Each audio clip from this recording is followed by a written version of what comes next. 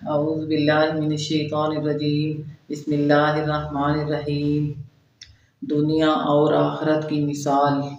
نبی صلی اللہ علیہ وآلہ وسلم نے فرمایا کہ دنیا اور آخرت کی نسبت کو واضح کرنے کے لیے ایک بہت ہی خوبصورت مثال دی ہے۔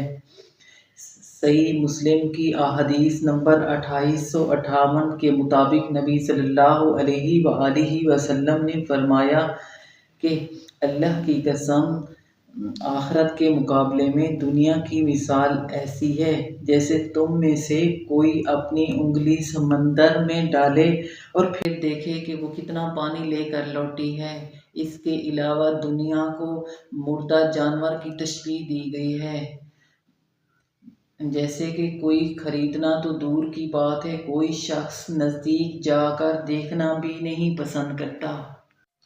آئیں ذرا غور کریں کہ ہم کہاں کھڑے ہیں۔ ہم میں سے زیادہ دیندار شخص وہ ہے جو 5 وقت کی نماز اور تلاوت کرتا ہو۔ اس سارے وقت کا اندازہ لگائیں تو یہ تقریباً سوا گھنٹہ یا 1.5 گھنٹہ بنتا ہے۔ ہم میں سے 24 گھنٹوں میں زیادہ سے زیادہ 2 گھنٹے ہی اللہ کی عبادت میں خرچ کرتے ہیں۔ اس سمندر کا کتنا حصہ ہے، اس کے لیے ہم کیا کر رہے ہیں؟ یہ بھی ان لوگوں کی بات ہے جو پنجگانہ نماز ادا کرتے ہیں، اور ہمارا احوال تو ان سے بھی ابتر ہے۔ ہم سب دنیا کے لیے مارے مارے پھر رہے ہیں، جو کہ صرف اور صرف انگلی کو لگا ہوا پانی ہے۔ غور کریں، ہم پوری زندگی میں کتنا کما لیں گے؟ 10 کروڑ، 20 کروڑ، یا 1 ارب، یا 100 ارب، یا کھرب، یا اس سے زیادہ، مگر ہے تو وہ سمندر کے مقابلے میں چند قطرے۔ دوسری طرف اگر ایک انسان کو زمین جائیداد وغیرہ خریدنے کا شوق ہے تو وہ بھی کتنی خرید سکتا ہے؟ اس زندگی میں 100 پلاٹ، 1000 پلاٹ، 1 شہر یا 2 شہر اور 1 ملک یا کئی ملک خرید لے گا، مگر ہوگا تو وہ بھی عارضی ہی۔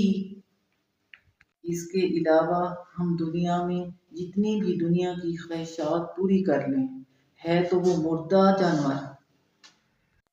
غور کریں، ہم جس کو نبی صلی اللہ علیہ وآلہ وسلم نے خود مردہ جانور کی مثال دی ہے، ہم اس کے لیے پاگل ہو رہے ہیں، اور ہماری تمام صلاحیتیں اور سارا وقت اس مردہ جانور کو خریدنے میں لگا ہوا ہے۔ اور غور کریں ہم کتنے باشعور اور عقل مند ہیں